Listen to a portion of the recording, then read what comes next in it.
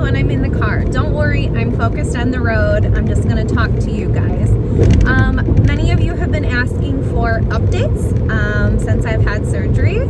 I had surgery May 31st of 2023. It is currently August 16th, 2024. So however long has passed.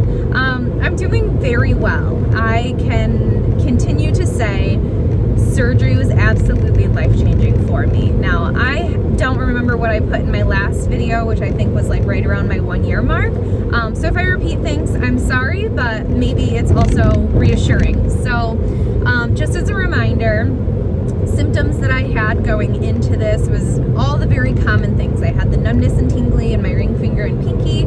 I had burning in my forearm, significant burning around my shoulder blade, constant neck and shoulder pain. I would get numbness in the side of my face, along with, I also have muscle tension dysphonia, and whether, you know, TOS and MTDS or whatever the acronym is, I think they can kind of be slightly related, but also slightly separate. So I was dealing with more than just TOS. I've since remedied the muscle tension dysphonia, which is actually very simple to do. It's a lot of bubble blowing into a glass with water.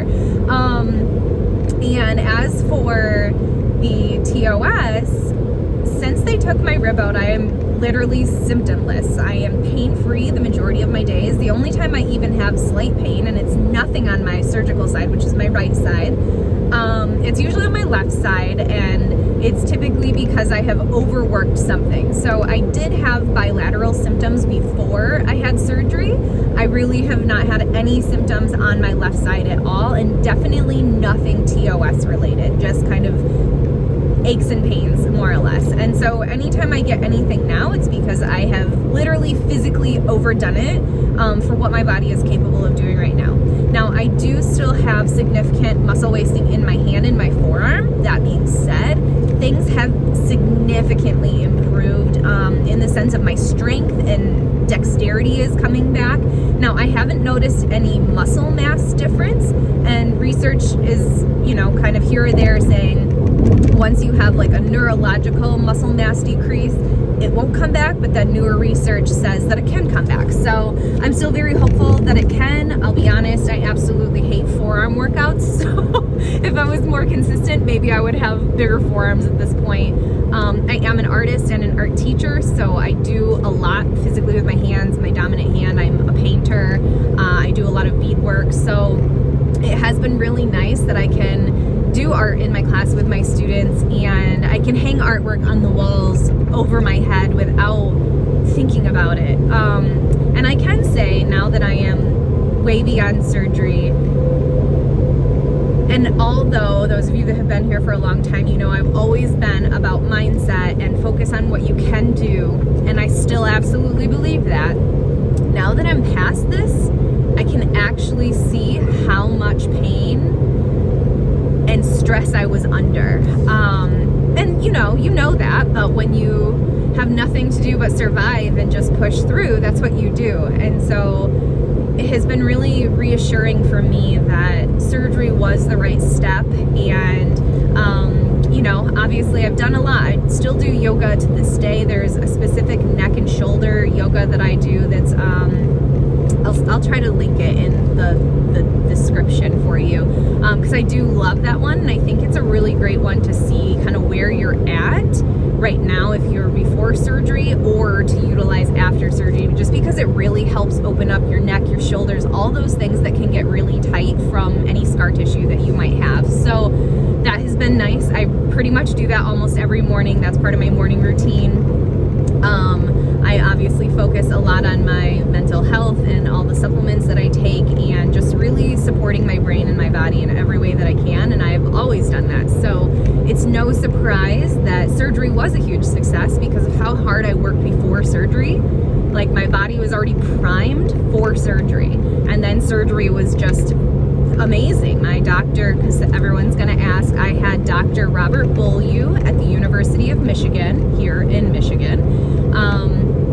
He was hired on to my original surgeon, Dr. Vamiri's team, and then Vamiri was supposed to be my surgeon, and ended up, he had to refer his patients out. And so I got Dr. Beaulieu. And when I met him, it was literally like I had known him forever.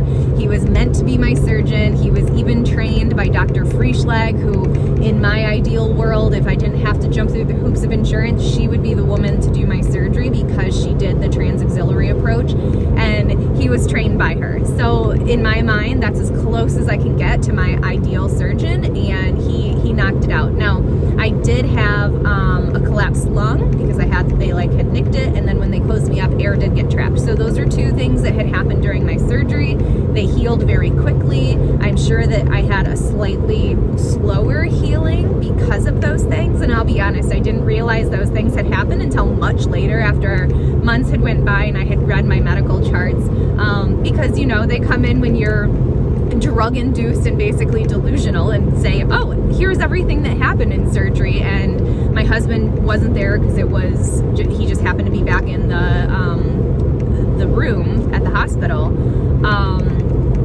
So anyways, everything has been a success. My lungs have healed. That air that was stuck in me just kind of got out of my body. I don't know, it's a weird process. Your body will just absorb it. It's weird. So yeah, it's amazing, and I am beyond grateful that everything just lined up exactly as it did with the surgeon that I had, with the procedure that I had. And now the last thing that I will say that I think a lot of people don't really talk about when it comes to surgery is not only was I prepared for surgery physically, but I mentally prepared myself. Every single night before bed, I would do an envisioning meditation, and so I would focus on my breathing, and I would literally picture myself post-surgery healed.